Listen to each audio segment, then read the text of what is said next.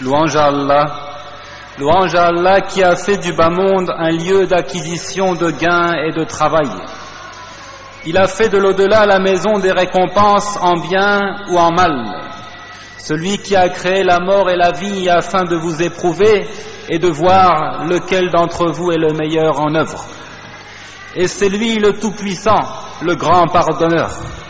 Je témoigne qu'il n'y a pas de divinité vraie excepté Allah, celui qui demeure éternellement alors que toute sa création est vouée à disparaître. Et je témoigne que Muhammad sallallahu alayhi wa sallam est son esclave et son messager, qu'Allah a pris sur lui, sa famille et ses compagnons, tous morts en héros, heureux pour l'éternité. Suite à quoi, Allah le Très-Haut dit, tout doit disparaître sauf sa face. À lui le jugement et vers lui ils seront ramenés. Chers frères, toute matière est périssable. Tout ce qui peuple la terre a une fin. Et tout est vain en dehors d'Allah. Et tout bienfait doit inéluctablement fondre et s'effacer. Le Très-Haut dit, tout ce qui est sur la terre doit disparaître.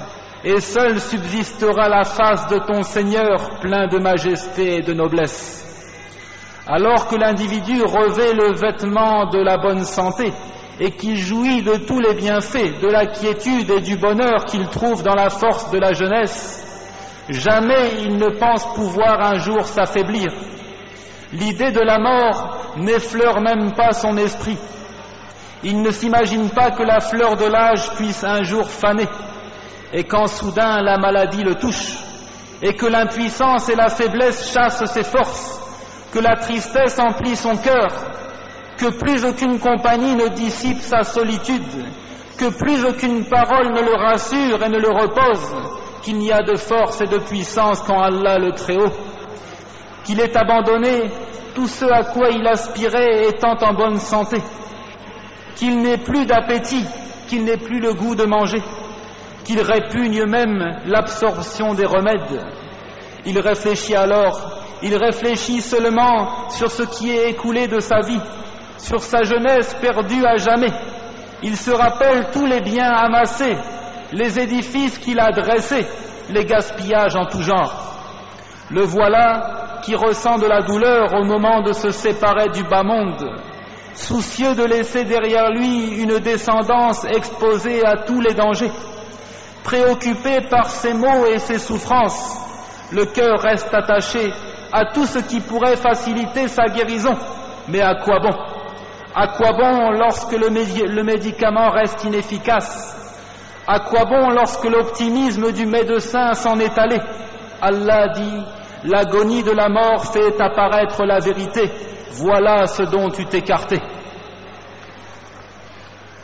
C'est à cet instant qu'il ressent le regret pour tout ce qui est passé, d'exagération et de délaissement insouciant.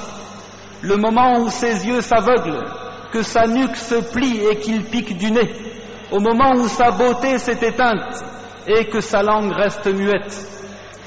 Il n'est plus qu'un être atrophié au milieu des siens, ne faisant qu'observer, il écoute, mais il n'émet plus un son que des gémissements et des plaintes. Il jette son regard sur ceux qui l'entourent d'enfants et de proches parents. Il observe ses bien-aimés et les proches voisins. Ces derniers le regardent, ils le regardent se révulser et se tortiller et s'agiter. Malheureusement, il reste impuissant, incapable de le secourir et d'alléger sa peine. Et après avoir apprécié sa présence et sa compagnie, il souhaiterait le voir mort. Il souhaiterait pour lui un adieu rapide, un repos à tout jamais. Et il sait pertinemment que dans peu de temps il s'en ira, les laissant derrière lui. Aucun d'entre eux ne pourra le retenir, aucun n'a le pouvoir de ramener l'âme et de la souder à son enveloppe charnelle. Le Très-Haut dit, lorsque le souffle de la vie remonte à la gorge d'un mourant, et qu'à ce moment-là vous regardez, et que nous sommes plus proches de lui que vous qui l'entourez, mais vous ne le voyez pas. Pourquoi donc, si vous croyez que vous n'avez pas de compte à rendre, ne faites-vous pas revenir cette âme si vous êtes véridique? Puis, il plonge dans les tourments de l'agonie, la râle et la fièvre, il n'entend plus, il ne voit plus, jusqu'à ce que l'ordre d'Allah soit exécuté et que son âme s'envole vers les cieux et qu'il ne soit plus qu'un corps inerte, une dépouille insensible, un cadavre sur lequel on verse des larmes. Peu à peu, ils vont oublier son image. Loin des yeux, loin du cœur, dit-on.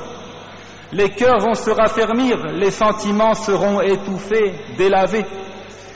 On aura du mal à se remémorer son nom, et l'être bien-aimé qui partageait notre existence sera bientôt nommé celui-là qui est mort. Nous sommes à Allah et vers lui nous retournons. Après le constat du décès, on le déshabille pour le laver. On le bascule à droite et à gauche entièrement nu. Ses parties intimes sont exposées au regard de celui qui le lave, alors que de son vivant, la pudeur et la honte ne pouvaient jamais lui permettre de se découvrir. Puis on le roule dans un tissu, comme on emballe une marchandise de moindre valeur, et après avoir prié sur lui, on le transporte jusqu'à un trou béant dans le ventre de la terre, étroit, sombre, désert, angoissant. On le lance là-dedans et on l'abandonne seul, sans compagnon aucun, à l'exception de ses œuvres et de la miséricorde de son maître. Une fois recouvert de sable, les anges se présentent à lui pour l'interroger sur sa doctrine, à propos d'Allah, de son messager, de son livre, de son obéissance et de son adoration, et également au sujet de ses relations avec les gens. Le croyant répondra avec aisance pour ensuite jouir des délices de la tombe. Quant à l'hypocrite et aux désobéissants, ils seront alors humiliés et châtiés à tout jamais. La tombe se transformera soit en un coin de jardin paradisiaque, soit en une crevasse brûlante du feu de l'enfer. Serviteurs d'Allah, la mort suffit pour exhortation. Rappelez-vous beaucoup de la mort et de ce qui s'ensuit d'étapes effrayantes, terrifiantes dans la tombe et au jour de la résurrection.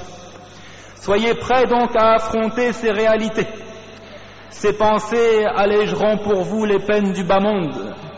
Et sachez que la vie présente n'est que fatigue et peine pour le croyant, alors que l'au-delà est son véritable lieu de repos.